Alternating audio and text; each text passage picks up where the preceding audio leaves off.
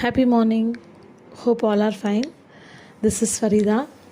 நம்மள நிறைய பேருக்கு தெரிஞ்சிருக்கும், வெற்றியும் தோல்வியும் மாறி மாறி தான் வரும். அது நம்ம பேலன்ஸ்டாக கொண்டு போகணும்னு சொல்லிட்டு நம்ம நிறையா மோட்டிவேஷன் பார்க்குறோம், நிறைய வீடியோஸ் பார்க்குறோம், நிறைய விஷயத்தை நம்ம இதை மாதிரி புரிஞ்சிருக்கோம்.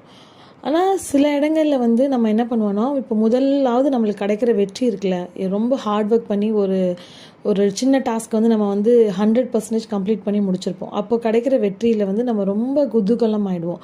ஸோ அந்த அந்த அந்த வெற்றியை நம்ம ரொம்ப கொண்டாடுற போது நம்ம ஒரு விஷயத்தை மிஸ் பண்ணிவிடுவோம். இந்த வெற்றியோடு இது முடிய போகிறது கிடையாது. அதில் நிறைய பேர் அதில் கோட்டை விட்டுறது. ஃபஸ்ட்டு வெற்றியை ரொம்ப பயங்கரமாக செலிப்ரேட் பண்ணிவிட்டு அதுக்கு அடுத்து வரக்கூடிய டாஸ்க்கை ரொம்ப அசால்ட்டாக நம்ம நினச்சிடுவோம். ஸோ எப்போவுமே வெற்றியை கொண்டாடும் போது அதை நல்லா ஞாபகம் வச்சுருக்கணும். நம்ம இதுக்கப்புறமும் நம்மளுக்கு வரக்கூடிய டாஸ்க்கை நம்ம 10% இல்லை 200% நம்ம நல்லா பண்ணணும்னு சொல்லிட்டு. ஸோ ஃபஸ்ட்டு வெற்றி நம்ம எந்த அளவுக்கு கொண்டாடுறோமோ அந்த அளவுக்கு அதில் ரொம்ப கேர்ஃபுல்லாகவும் இருக்கணும், ரொம்ப அதில் கவனமாகவும் இருக்கணும். That's 1 minute. See you tomorrow.